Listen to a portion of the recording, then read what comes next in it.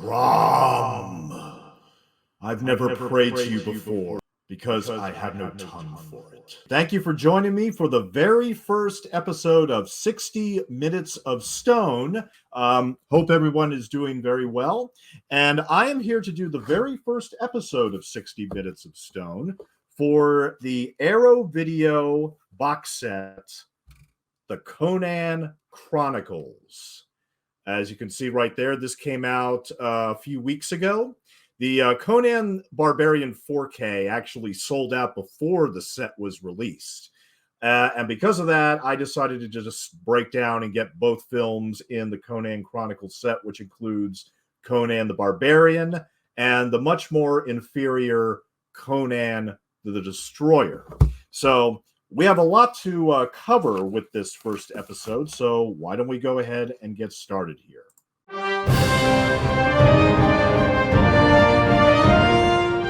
Every discussion of Conan must begin with a discussion of the author, Robert E. Howard, who was born in Texas in January of 1906, and he eventually settled in the town of Cross Plains, Texas.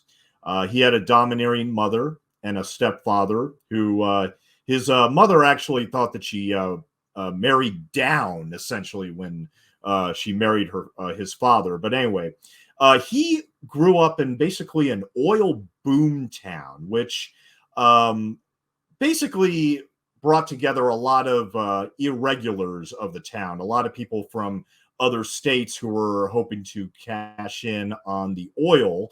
And as a result of this, it was essentially the Wild West. I mean, there were gunfights, there were lynchings, there were feuds, there were Indian raids, a lot of violence and bloodshed. So much violence and bloodshed, which Robert E. Howard, who, while a boxer, he was very much trained in boxing in theory and practice, and he loved fighting, he loved drinking, but he was also an avid admirer of history, mythology, classical literature, and pulp stories of the time. And he would, inspired by all these undesirables, which were infiltrating his Cross Plains, Texas town for the oil, and because of all their illegal and violent antics, he put all of that in a brew, which we could say is a Hyborian age type of brew, where he would write about a history that was supposedly in Sumeria after Atlantis, but prior to written history. Okay. So, and he invented in 1932, he invented this character called Conan. A noble savage, with giant muscles that would travel all around Sumeria to be a thief and a barbarian and eventually a king. And I would like to quote from the essay, which is in the booklet, called Days of High Adventure by Walter Chow. Robert E. Howard detailed his sprawling, century-spanning cosmology in an extensive 8,000-word essay supplemented with sketched maps and notes on inhabitants that he may have never intended to publish, though it was published posthumously in the Hyborian Age. He used it as a timeline and a roadmap to keep everything straight, not unlike J.R.R. Tolkien's compulsively detailed histories, genealogies, and geographic cataclysms of his own Hyborian Age. Middle-earth. I'm convinced there would not be Tolkien's Silmarillion without Howard's sullen-eyed Cimmerian. I think there wouldn't be Chester Gould's Dick Tracy, nor Bob Kane's Batman without Conan either. Both of them, Mike Mignola's Hellboy 2, are essentially Conan heroes in which the normal center exists in a world of freaks, abominations, and supernatural influences, driven by arcane philosophies trying to justify their apocalyptic reordering of civilization. They are existential horror stories. Richard Matheson's I Am Legend 1954 is another, in which the prevailing questions is always one of the meaningless of concepts like normalcy when everyone else is unnatural. and they are each thick with philosophical quandaries in which the bad guys are often right. The foundation of Howard's major themes solidifies after he struck up a fulsome correspondence with H.P. Lovecraft in 1930. After reading and loving Lovecraft's The Rats in the Walls in Weird Tales magazine, he reached out to Lovecraft with a minor correction over the etymology of a word. Howard was 24 and had recently become a full-time writer on the strength of his boxing stories, and Lovecraft, well established in certain pulp circles, was 40.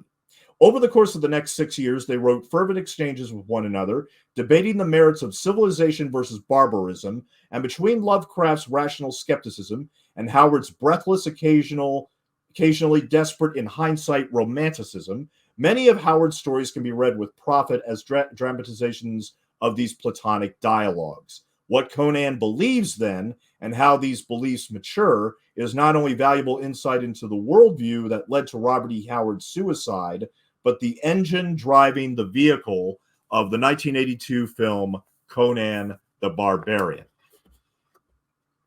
And like I said, that was written by Walter Chaw in the accompanying booklet in the Conan Chronicle set. And yes, it is very sad that in 1936, driven largely by the death of his mother, who he was very, very close to, he ended up just getting into his car and putting a gun into his mouth and ended his life very, very sadly. At that point, the rights to all the Conan stories were given to his father in the estate, but eventually the editor would ensure that compilations would be published, starting in 1950 with the Conan the Conqueror, the only full-length story that Howard ever wrote. And the fifth one in 1955 was actually entitled Conan the Barbarian. But the problem with these 1950s editions was that many of them were rewritten, and some of them were even brand new stories that even went away from Robert E. Howard's world and philosophy.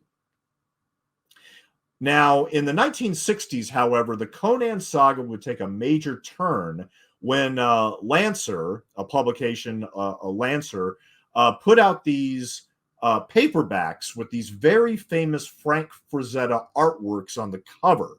And to anybody that grew up in the 60s and 1970s, those are what people primarily remember the literary Conan as being is part of these paperbacks, and eventually when he was acquired by Marvel Comics in the late 1960s.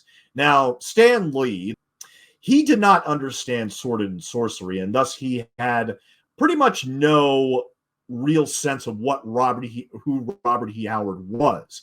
But he understood there was a massive demand for Robert E. Howard Conan stories, and thus he enlisted his head writer, Roy Thomas, to basically start putting Conan into comic book form in the 1970s, starting in October of 1970, and all throughout the rest of the decade, these comics sold huge. They sold like hotcakes, essentially.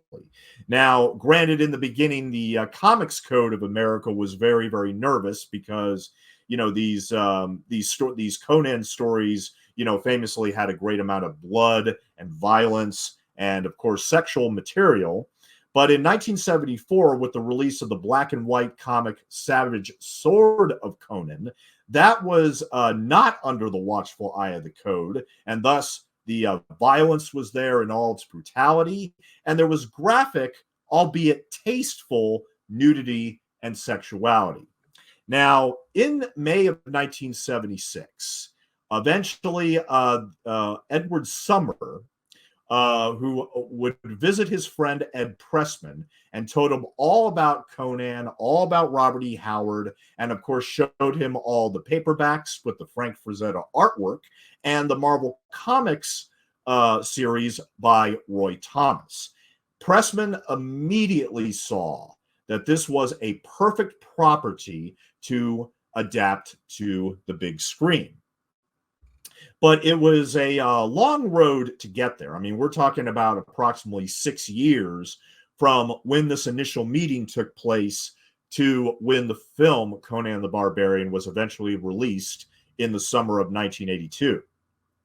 The first thing was to basically take care of the rights situation, because the rights had been, had gone to different people. I mean, not just Roy Thomas, not just Marvel Comics, but all the individuals that published the stories in the 1950s, and of course the Frank Frazetta paperbacks in the 1960s. So this was an insane amount of work to do, something which Summer and Pressman couldn't do on their own. And in fact, they even enlisted the help of a legal entity to sort out this entire quagmire when it came to the rights to Conan and, of course, Robert E. Howard's other characters and other stories. And that's when Oliver Stone comes in. Now, Oliver Stone had started out as a screenwriter, in the 1970s. He worked a lot with, actually, he was nominated in he won in 1978 an Academy Award for his screenplay for Midnight Express. However, in the 1970s, he had worked with Martin Scorsese, and he had also worked on other films. And eventually in 1981, he even directed his first feature film called The Hand. Now, he wanted to direct Conan the Barbarian very much. And his script, which was very faithful to Conan, I mean, Stone read all of the paperbacks. He did as much research as possible and basically put out this insane script, which was virtually unfilmable. Yes, it was awesome. And yes, it included so many things from the Robert Howard stories, except for the villain of Thulsa Doom, which was actually taken from the stories involving Kull the Conqueror, another Howard character. And Oliver Stone's intention with the Conan series was that it would just be like James Bond. Whoever it was who was going to play Conan, and they haven't chosen the guy yet, but we're getting to it, that whoever was going to play Conan would do so every 2 years and would come back for another movie. So, yeah, he was thinking that far ahead and that ambitiously to try to do like 20 or 30 films which involved the same character based on all of these stories. And there were a slew of them. He primarily drew upon the Robert E. Howard stories A Witch Shall Be Born and The Tower of the Elephant for his Conan the Barbarian screenplay. And he basically made Thulsa Doom with a lot of supernatural elements, which I think appealed to his sensibilities when it came to the draft. He basically made Thulsa Doom like a cult-like figure, not unlike Jim Jones, who, of course, was a religious figure that brought everybody down to a Central American country and basically ended up committing suicide, all of them in mass. Jim Jones was a crazy, crazy guy. That expression, "don't drink the Kool-Aid," that's where that came from. So, now, here again, Oliver Stone wanted to direct. However, what happened is that Pressman and Summer were getting desperate. Even though they were at Paramount, they decided to go to Dino De Laurentiis, the very famous Italian producer who had just put out his version of King Kong in 1976. Now, Dino liked the character. He was appealed to that sort of thing, and he thought, "Oh, I can make a franchise out of this, no problem." And yet, at the same time, he wanted full rights. He wanted his production company to have full control over the Conan movie, so he bought Ed Pressman out. Okay, so Ed Pressman was out, and now Dino was going to be in charge of the production company, with his daughter Raffaella being in charge of the production. And we'll talk a little bit more about Raffaella De Laurentiis a little bit later. And so for director, they went to John Milius, who was nominated for an Oscar for Apocalypse Now, directed by Francis Ford Coppola. He had also written the second Dirty Harry movie and had been involved in numerous other screenplays throughout the era in the 1970s. However, John Milius, he basically said, I will take on this project. However, I want full freedom to rewrite the script, rewrite the Oliver Stone draft, and put my own philosophies into the narrative, which some of them kind of, some of them were kindly related to Robert E. Howard, and yet at the same time, he essentially rewrote the Conan the Barbarian script as a Viking samurai story.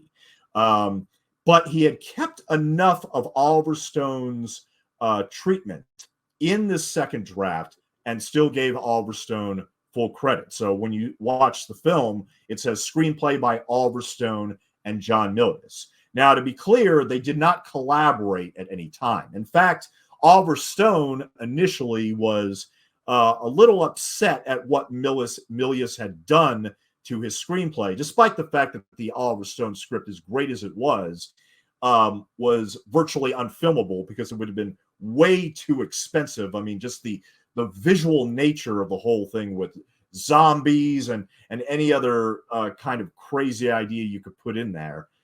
It would have been impossible to film. And Dino, of course, despite the fact that he was putting up $17 million, including universal distribution rights, it just wasn't going to happen.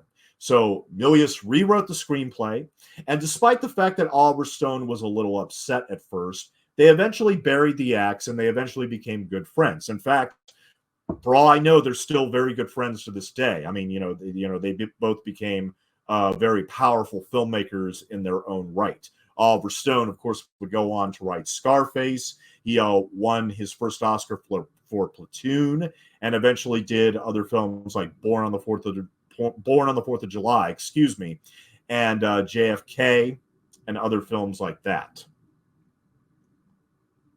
So let's start with Conan the Barbarian. Now, I first saw the 1982 film Conan the Barbarian on television, which is not the ideal way to watch Conan the Barbarian, needless to say, because as everybody knows, Conan is very R-rated. It's got its fair share of violence and bloodshed and nudity and sexuality. I mean, there's an entire orgy, for God's sakes, complete with cannibalism. And basically, here again, John Milius rewrote Oliver Stone's draft with Conan as a young boy, sees his entire village wiped out. His father is murdered, his mother is beheaded, and thus he becomes a slave under the power of a man named Thulsa Doom, played by James Earl Jones. Now, Conan, of course, was played by Arnold Schwarzenegger, who had done Pumping Iron, the documentary, in 1976. And this was really his very first time headlining a feature film. I mean, he had done a few other films in the 70s, mostly in small parts, like The Long Goodbye with Elliot Gould, and also Scavenger Hunt, where he plays... if I remember correctly, he actually worked in a gym. He was put somewhere and he was cast somewhere, which kind of made sense considering how huge he was. But this was going to be the first time where he would actually have not only a significant amount of dialogue, but he would also carry the entire story on his shoulders from beginning to end. And at first, he wasn't even cast because he insulted Dino De Laurentiis. He actually walked into Dino's office and he said, why does a small man like you need such a big desk? And of course, Dino took that a little personal. And, he started saying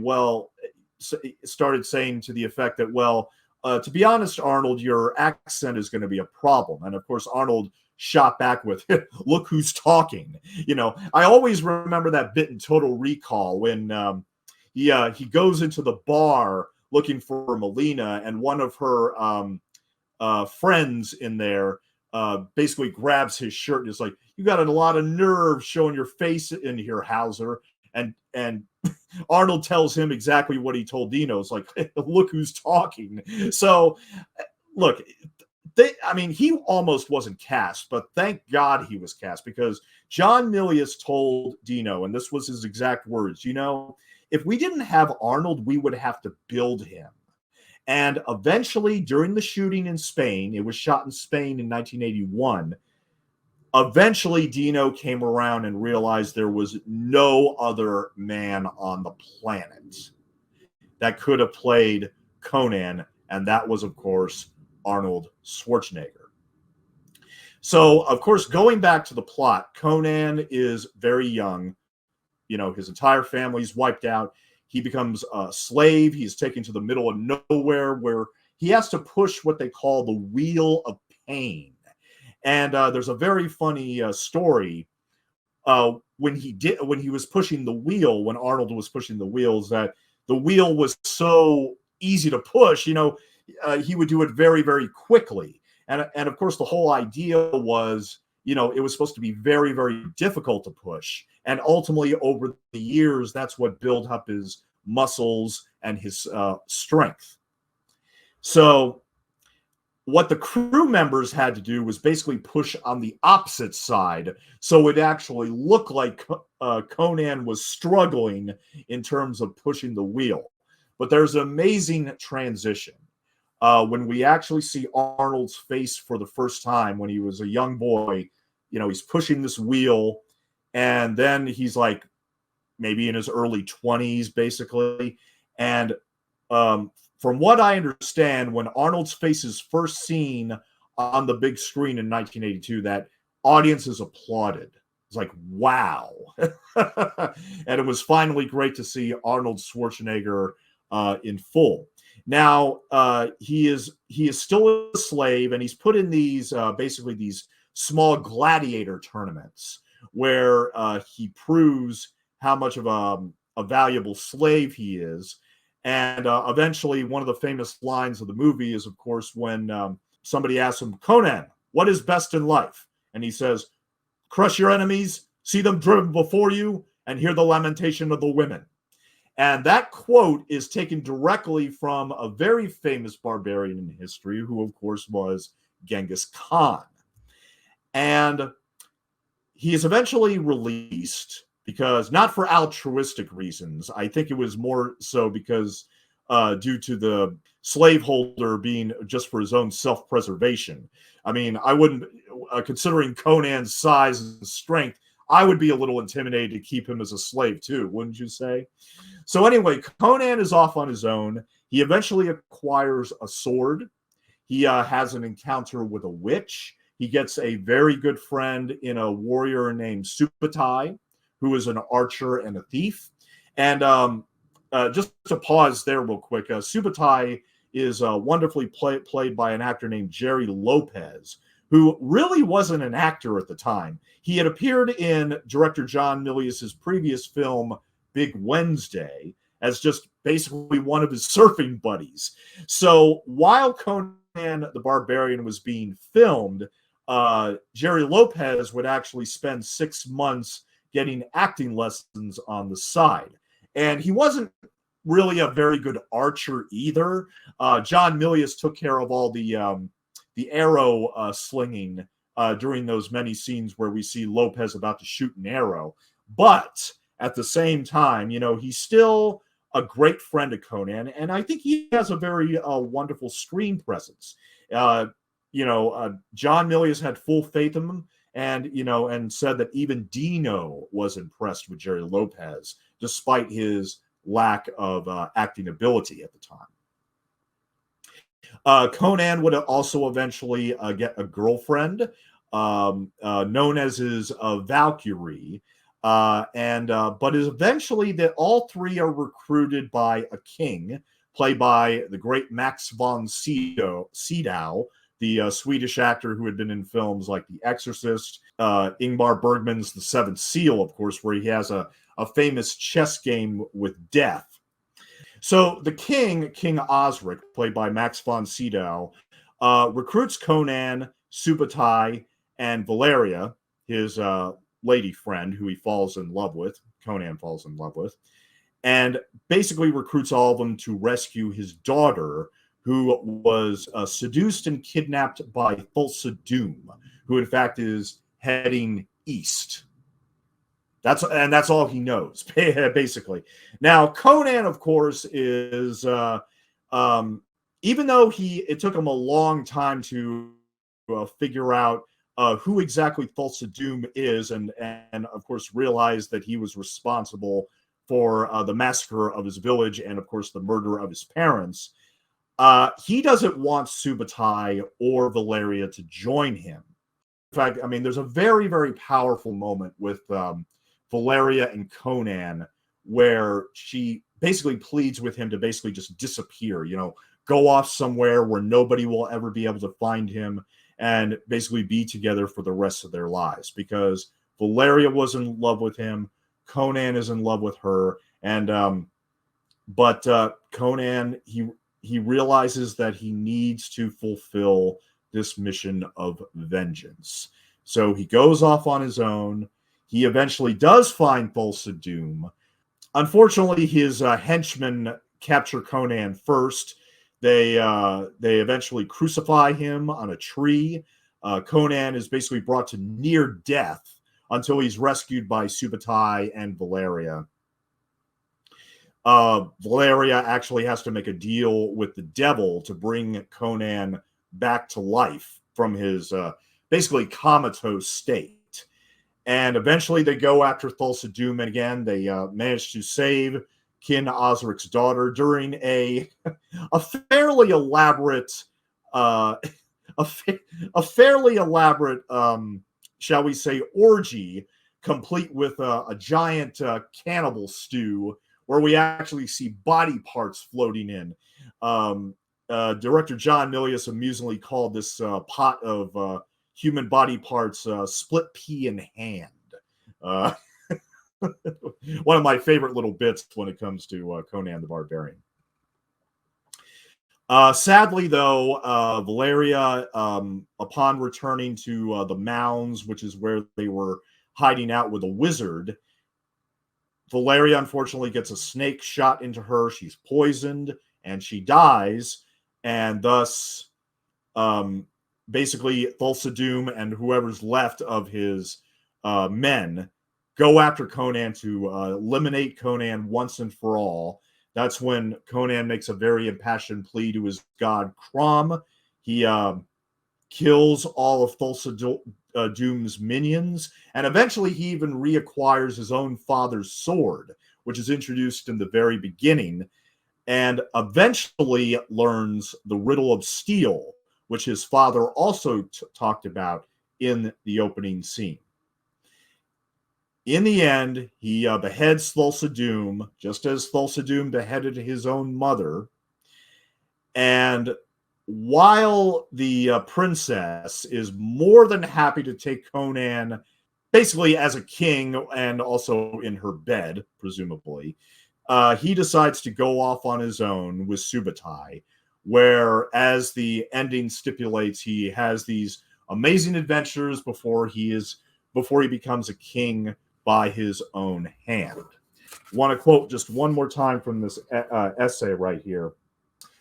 James Earl Jones's Doom, John Milius and screenwriter Oliver Stone's Doom, is blue-eyed, his lustrous hair a shoulder-length page boy Prince Valiant cut, and he beheads Conan's mom. He calms her first with his level, supernaturally calm gaze. You could argue Jones's greatest tool as an actor is his voice. Another actor, after all, plays Darth Vader's body.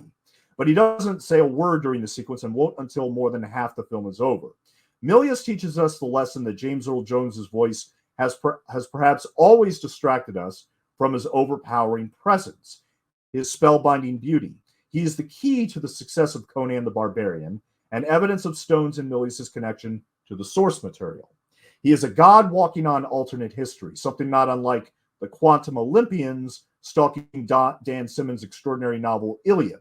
Thulsa Doom is impossible, imaginary, eldritch, and by himself he is setting and tone. What's too often overlooked in Robert E. Howard's writing and Milius Stone's adaptation of it, however, is not its uncanniness, but the raw, sometimes overwhelming beauty of it all in its masculinity and savagery. The murder of child Conan's mother is one that has haunted me my whole life, and he's not the only one. Thulsa Doom holds her hand, tilts his head in something like a farmer's regret for cattle he's culling, and then a cut to a shot in which the child beside the mother looks on uncomprehending. Milius frames it so that everything above her shoulders is cleaved by the edge of the screen, as cleanly as her head from her neck, when Doom, as graceful as a ballerina at odds with his massive shape, pirouettes, and flashes steel, like Walter Hill's use of slow motion in Long Riders 1980 to extend the nightmare. So Milius shoots Conan's birth in blood, here languidly like the soft chorale of French horns and flutes that forms the overture to Die Götterdämmerung, presaging the storm to come, and like Wagner's mythical masterwork, Conan's story will be an epic poem remembered for the Sturm und Drang of its propulsive themes, and less for the softer moments that lends its bombast power by the sweetness of the contrast. And before I run down the bonus features for the Conan the Barbarian 4K and Blu-ray, although this is a Blu-ray set that I have, the 4K set unfortunately sold out. But before I go into the bonus features, I want to talk a little bit about Arnold Schwarzenegger's performance, because even at the time, he got, I think mostly positive reviews. And, I think he actually holds his own up against James Earl Jones and Max von Sydow and the other actors in the movie. I mean, a lot of people complain about his accent. Everybody mocks his accent. And if you look at a lot of other videos on YouTube, eventually they use the Arnold accent to talk about the film in some passion. Well, look, I am an Arnold fan. And I believe this is one of the very few cases, along with the Terminator, where I don't think mocking his accent is appropriate. If anything, I think that the accent fits the character to a T. I mean, this is a Hyborian age hero who lived in the ancient world of Samaria.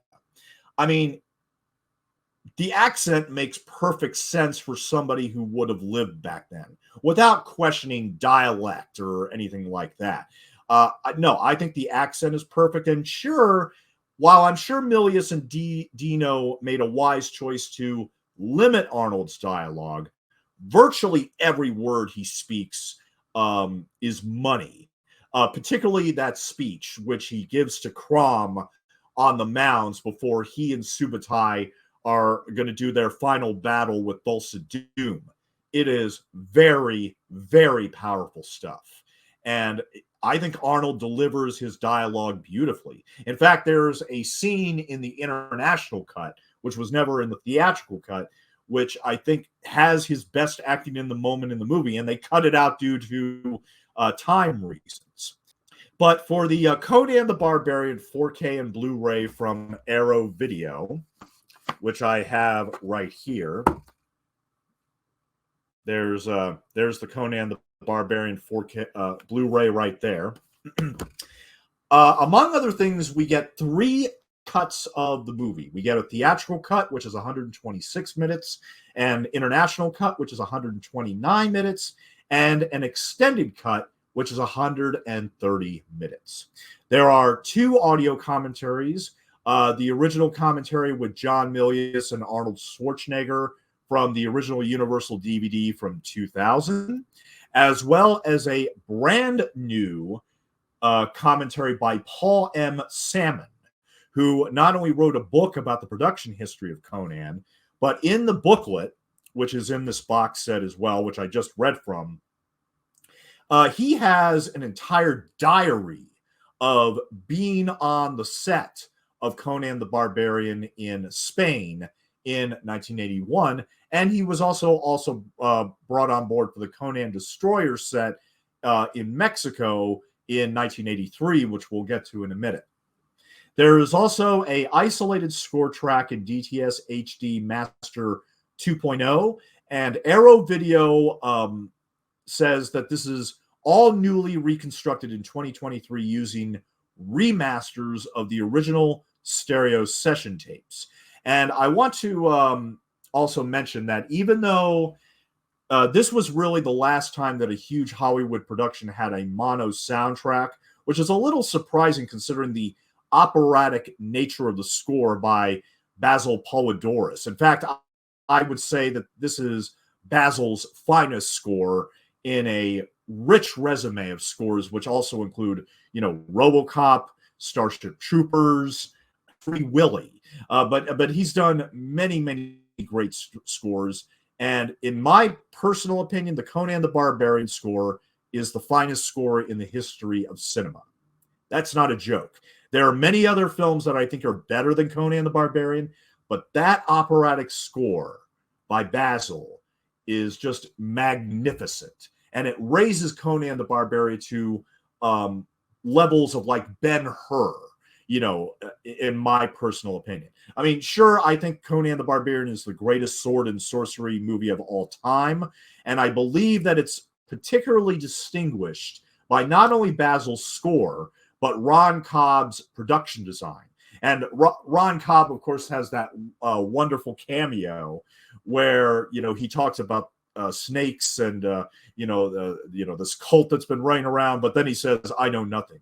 Don't listen to me. I don't know anything about no snake cult. But if you want to go to that tower, you might find a giant snake in there that is guarding what they call the eye of the serpent. And also I should mention. Oh yeah. I'm sorry. So after that, we have Conan Unchained, the documentary by Laurent Bouzereau, which was on the original Universal disc from 2000. And then we have a whole second disc for Conan the Barbarian, as you can see. We got some lobby cards right here, or reproductions of lobby cards. And we also have a second Blu-ray here, which is basically all interviews, essentially all interviews. First up, we got Designing Conan with William Stout. Costuming Conan with John Bloomfield. And we find out here that the original director that was considered was actually Nikos Roeg of Don't Look Now fame. And then the costume designer was apparently John Bloomfield. He was originally fired off of Flash Gordon, but he was rehired by Dino De Laurentiis for Conan. We also have Barbaric Effects with Colin Arthur, the tech, and Ron Hone makeup. Young Conan, the actor who played young Conan on screen, is an actor by the name of Jorge Sanz. Conan the Priest with Jack Taylor, who played the hippie / homosexual priest. Yeah, Milius's revisions would never fly today in this politically correct climate. But there's this whole sequence where Arnold is traveling the mountains in search of Thulsa Doom, and he eventually comes upon this parade of hippies who are out to listen to Thulsa Doom on this magnificent stair structure that was all designed by Ron Cobb. And I think they spent like $300,000 for that. Absolutely insane.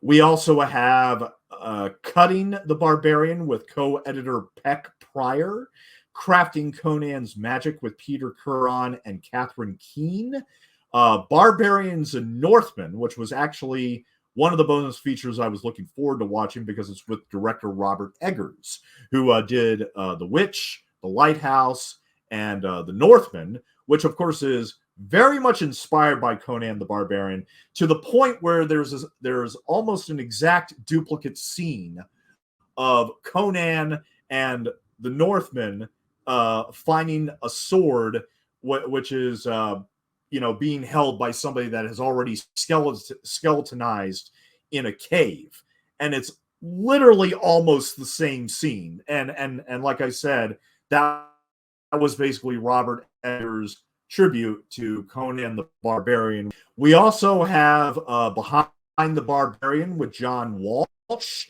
and A Line in the Sand with author of Alfio Leota, who wrote a book on John Milius and his films. Now, all those interviews I just mentioned, 90 minutes, an hour and a half of all those interviews, and they're all worth diving into. We also have a 2005 featurette, Conan, The Rise of a Fantasy Legend, The Art of Steel, Sword Makers and Masters from 2011, Conan from the Vault, which is a bunch of vintage interviews from 1981 to 1982, while Conan the Barbarian was in production. And finally, we get to my favorite element of this entire set.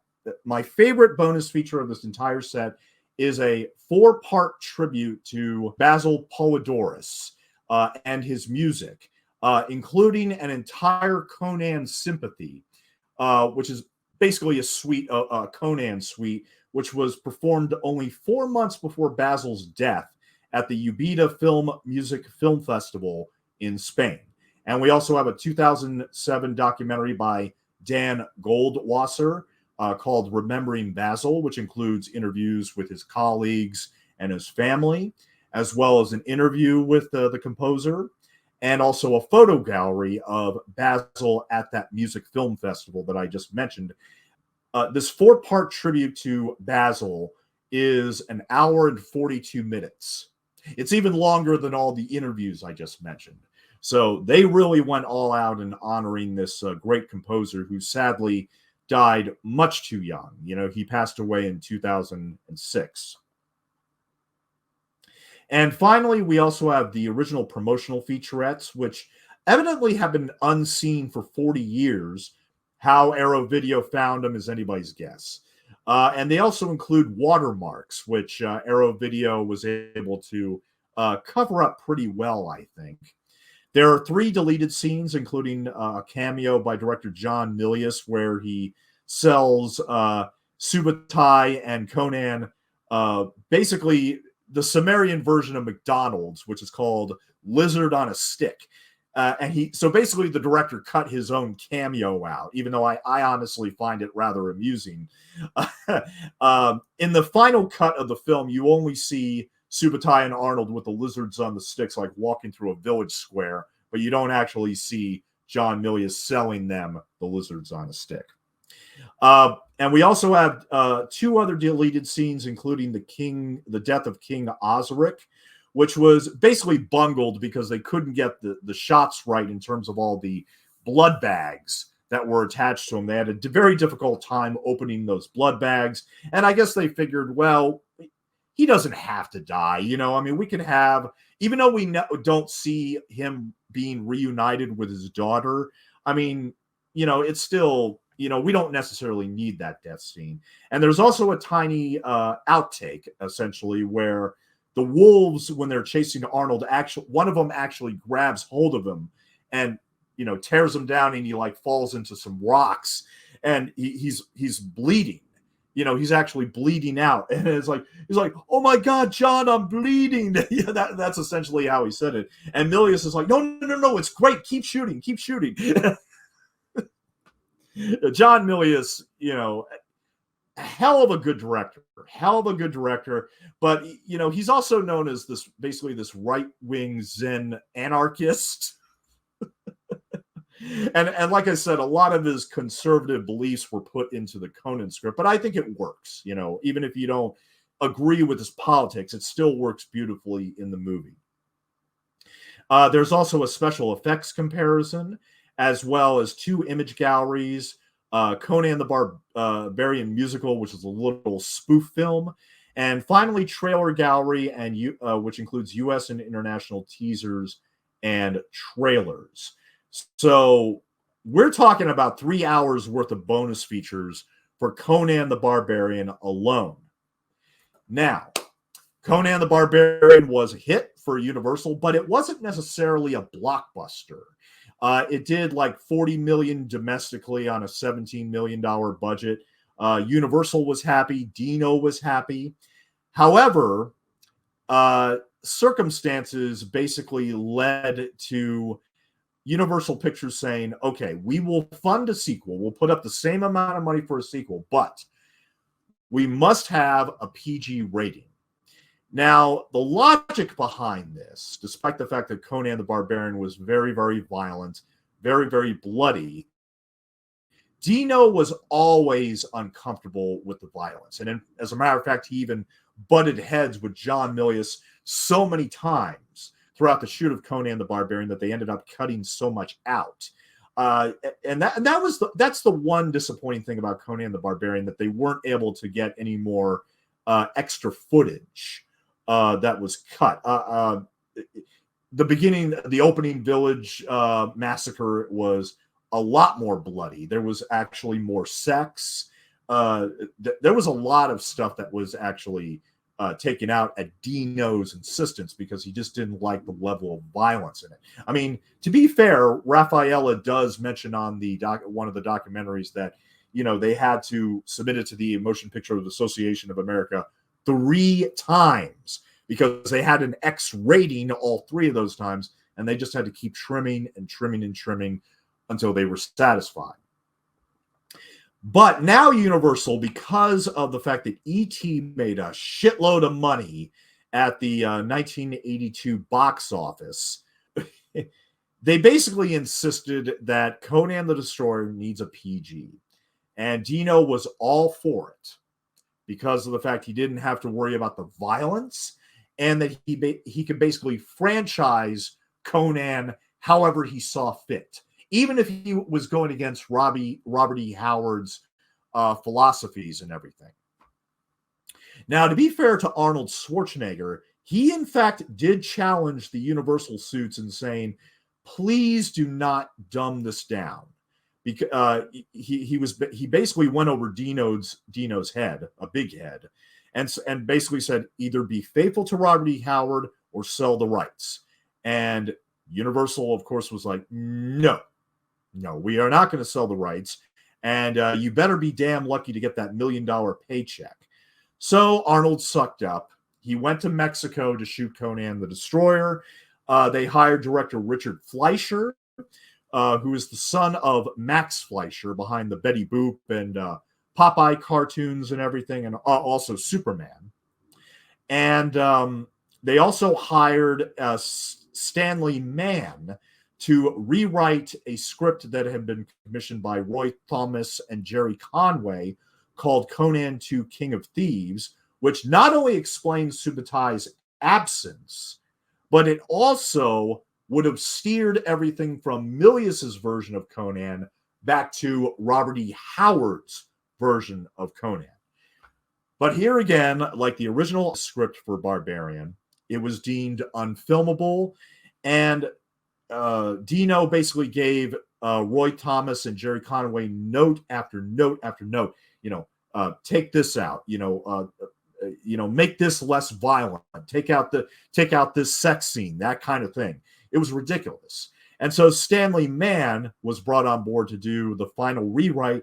He had worked with William Wyler. He co-wrote The Collector, great film from 1965. And he also co-wrote Damien Omen 2, eventually writing full screenplays for Eye of the Needle and Firestarter. So he actually has experience in terms of adaptation as well. I mean, Eye of the Needle is based on a book by Ken Follett, and Firestarter, of course, was based on Stephen King.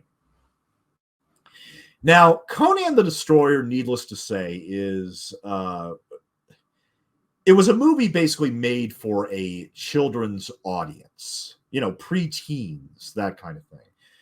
There's not a lot of blood, but they managed to get some blood in because Arnold and Richard Fleischer, kept on pushing the PG envelope, literally, in terms of making the battle scenes more bloody. So there was some blood that went in, and Arnold was supposed to have a sex scene with this queen played by Sarah Douglas, who played Ursa in the Superman films, basically the evil henchwoman of General Zod, if you remember. But that was all taken out. There were a lot of deleted scenes from Conan the Destroyer that were unfortunately lost to time. And that was, of course, the biggest disappointment when it came to revisiting Conan the Destroyer, because a lot of that footage is now just gone, sadly. But in Conan the Destroyer, he's basically recruited by the Queen to go on this mission to get this jewel that only her daughter can touch, and get it from this magic castle. And there is a villain there, which is actually taken from the Conan stories. But, because of the ridiculous rubber costumes and everything, where two giant monsters that we see these ridiculous costumes in, everything is just very, very, very dumbed down. And it just doesn't have any of the rich philosophy in the Milius film. And so Conan the Destroyer is just not very good. It's not very good at all. However, over the years, I have been kind of convinced by people that do like Conan the Destroyer for what it is. I mean, for better or for worse, it's probably the closest thing that Dungeons and Dragons fans ever got to a Dungeons and Dragons movie. I mean, yes, I do admit the spirit of that famous card game is in the movie, probably inspired, and that probably, Stanley Mann was probably very familiar with that too. But yeah, there is a Dungeons and Dragons vibe, and it looks great and it sounds great, just like Conan the Barbarian. And this new set, with the new 4K scans and also the Blu-ray 1080p, both films look extraordinary. I mean, Conan the Destroyer really, really suffers. I mean, they should retitle it Dino the Destroyer because he's really the one responsible for dumbing everything down. But for what it is, Conan the Destroyer is painless. It does have Basil's music, which is wonderful. And, we do have Arnold. We do have Mako, who also played the wizard in Conan the Barbarian and provides a wonderful voiceover narration for both films. And I believe that the only other person that came from Barbarian, aside from Arnold, Mako, and Basil, was Sven Ole Thorsen, who was a friend of Arnold's, and who had played the second henchman to Thulsa Doom in Barbarian. But here, you can't really recognize him because he's wearing a mask. Now, when you know it's him, then you can see his face and like, oh yeah, that's Sven Ole Thorsen. But he's a completely different character, obviously. So I've come around a little bit on Conan the Destroyer. I mean, originally I gave it like a 1 out of 5. Now I would give it like a 2 out of 5 because it's not necessarily awful, but here again, if you love Conan the Barbarian, it just doesn't measure up in any way. And here again, the biggest disappointment about the Conan the Destroyer Blu-ray in this set is that it has none of the additional footage that was chopped out. I mean, the movie is about an hour and 41 minutes, but there's also a lot of padding. There is a lot of padding that Paul M. Salmon in his commentary definitely notes. And even though we have 4 commentaries provided for Conan the Destroyer, none of them, except for the Paul M. Salmon one, are anywhere near as detailed as the 2 commentaries provided for Conan the Barbarian. Aside from the Paul M. Salmon commentary, we also have a commentary with director Richard Fleischer. We also have a commentary with Olivia Diabo, who played the princess, as well as Tracy Walter, who plays Conan's comic sidekick. Basically, they got rid of Subutai. In the original draft, he was basically hanged, and Conan has to go and kill a bunch of other people for killing his friend Subutai. And instead, Tracy Walter plays this comic relief, and even though I like Tracy Walter, his character in Conan the Destroyer is just insufferable. And there is also a commentary with Sarah Douglas, as well as Kim Newman and Stephen Jones. And the multi-participant commentaries are disappointing because they're all kind of recorded separately, for one thing. And look, I only watched Conan the Destroyer once upon this revisit with the Paul M. Salmon commentary.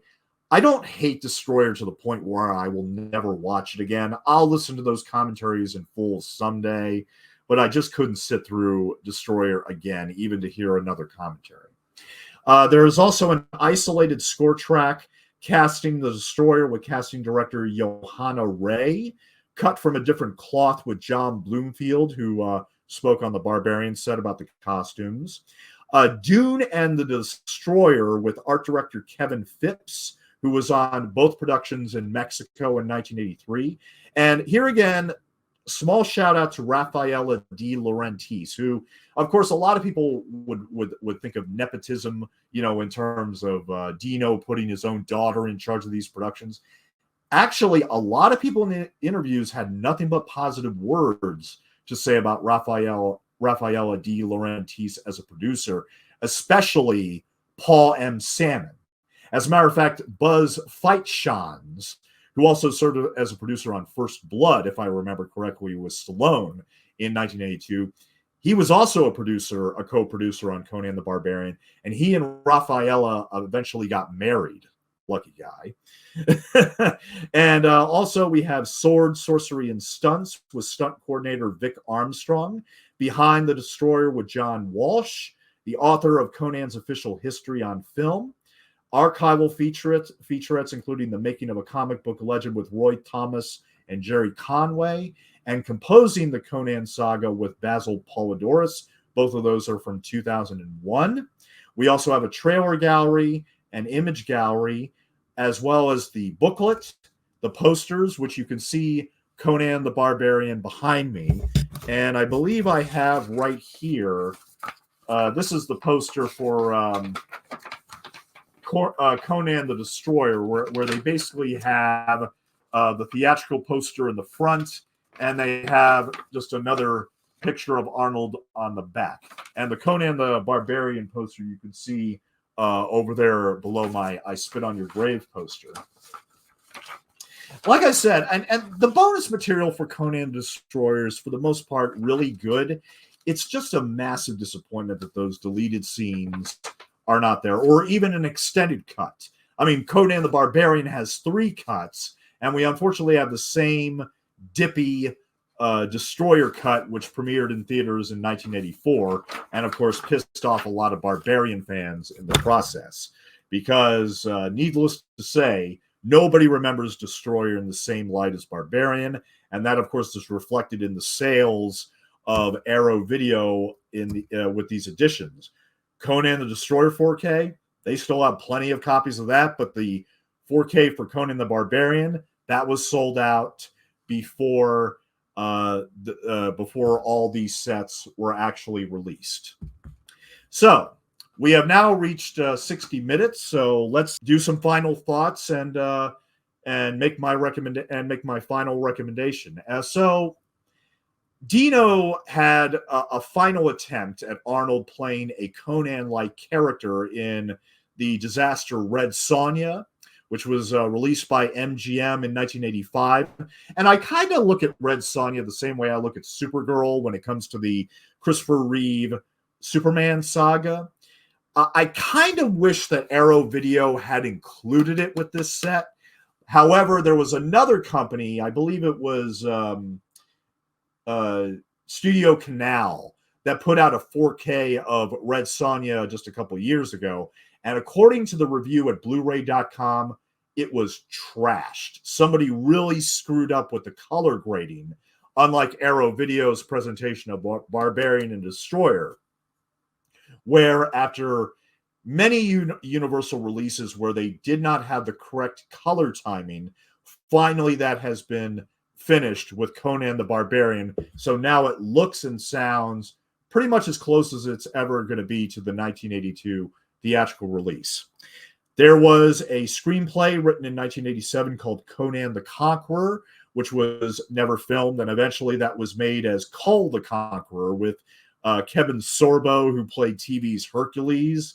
I think I saw it once and don't remember a thing about it, which isn't a good sign. And finally, there's the Conan the Barbarian remake from 2011 from Millennium Films with Jason Momoa and Rose McGowan. And this film is so fucking bad, it makes Destroyer look good. That's how bad that remake of Conan the Barbarian is. In fact, this is from the same guy that directed the remakes of Nightmare on, Texas Chainsaw Massacre and Friday the 13th. Shitty, shitty, shitty movie. I was so depressed when I finished watching it. I'll let Jason Momoa go. He tried. The movie was still awful. And finally, there has been many attempts over the years to have a third film with Arnold Schwarzenegger. I mean, John Milius even wrote a script in the early 2000s, was like 146 pages long, called King Conan, which actually would have had Conan as a king, as promised way back in 1982. However, due to Arnold's recent films not doing that well at the box office, Universal pulled the plug on it and decided not to finance it.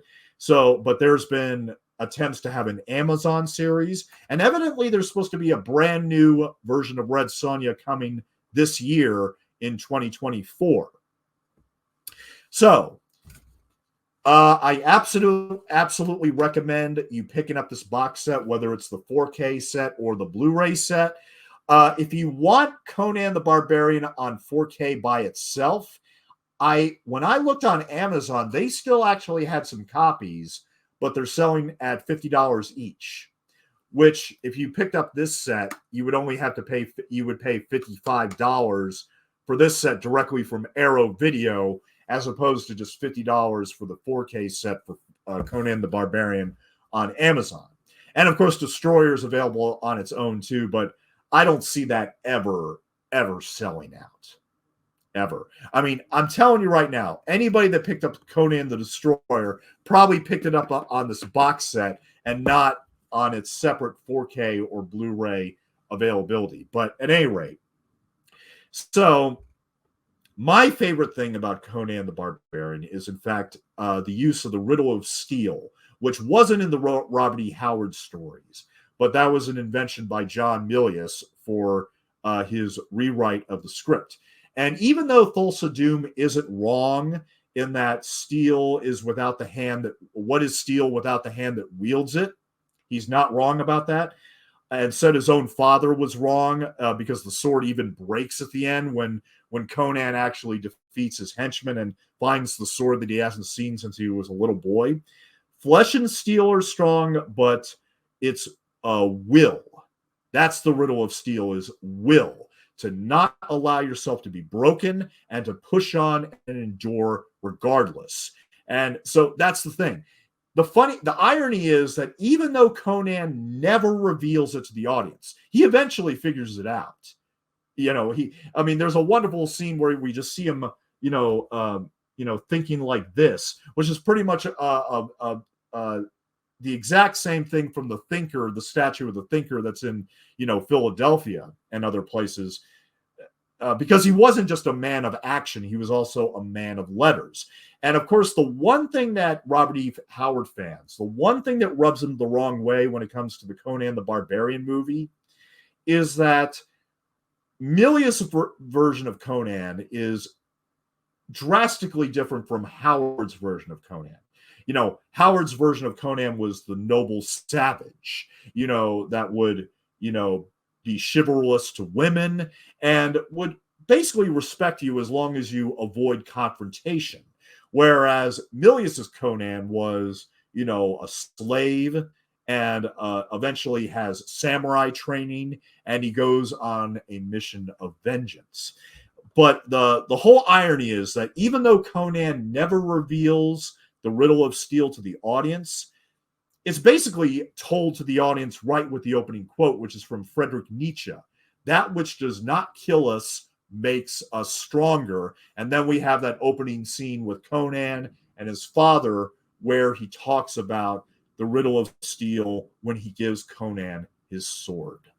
So thank you for joining me. This is my very first episode of 60 Minutes of Stone. I believe I have covered everything. Highly recommend you pick up this box set, despite the minor flaws I mentioned, like the lack of deleted footage for both films and any extended cut for Destroyer. But otherwise, this is one of the absolute best releases of 2024.